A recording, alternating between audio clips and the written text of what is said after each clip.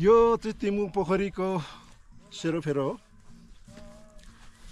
आज हामी तिम्बुङ पोखरीको हाइकिङ गर्ने क्रममा नुनथामबाट यो तिम्बुङ पोखरीसम्म आएका छौँ र आज हाम्रो यही होमस्टेमा बसे हुनेछ।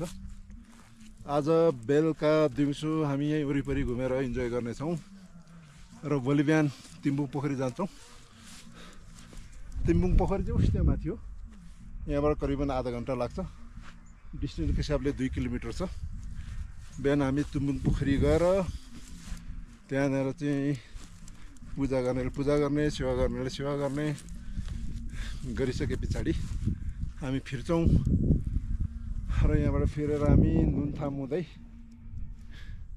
चाहिँ काली खोलासम्म जाने हाम्रो योजना छ र काली खोलामा बसेर त्यहाँबाट भोलि हामी चाहिँ पान्थरको याङनामतिर लाग्नेछौँ। हजुर, ठाउँहरू अत्यन्तै राम्रो छ।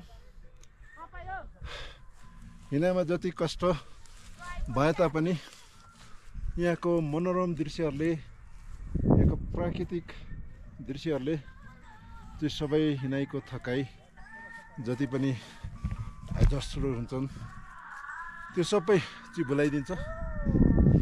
यहाँ आएर तपाईँहरू पनि कोही इच्छुक हुनुहुन्छ भने यो ट्रेलमा हाइकिङ गरेर इन्जोय गर्नुहोस्।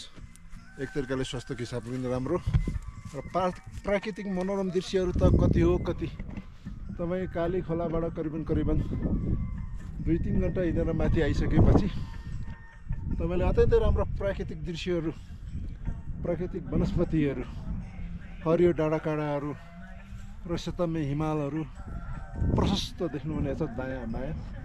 तपाईँलाई काहीँ पनि थकावटको त्यस्तो केही महसुस हुने छैन। प्रकृतिको सौन्दर्यमा सबै कुरा चाहिँ भुलेर जान्छ। हेर्नुहोस् कति राम्रो छ यो ठाउँहरू।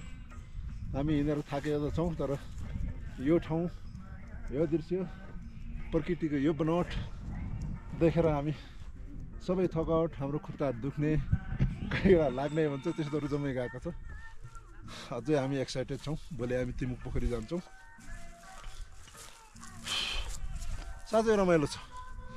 प्रकृतिको भरिपूर्ण स्वाद तपाईँ यो ट्रेलमा लिन सक्नुहुनेछ। अब हामी कतिपय चाहिँ स्वर्गको कुरा गर्छौँ, तर वास्तवमा हामीले स्वर्ग चाहिँ खोज्नको लागि नेपालको यो डाँडाकाँडामा आउनुपर्ने रहेछ।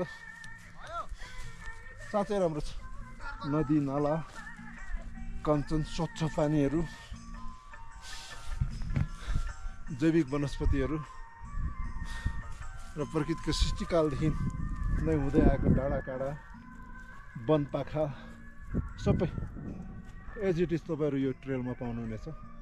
यसमा फ्यान्सी बनावटी मानिसहरूले कृत्रिम रूपमा गरेको कुराहरू चाहिँ यो होमस्टेहरू बाहेक, पद्माहरू बाहेक अरू केही पनि पाउनुहुन्न। यो एज इट इज नेचरमा जस्तो छ त्यस्तै छ।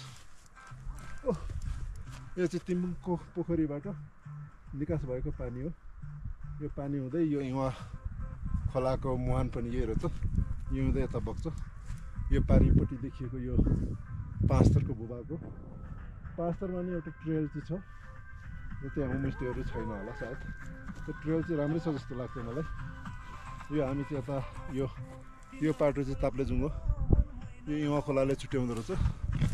इवा खोलाको वरिपट्टि ताप्लेजुङ, यो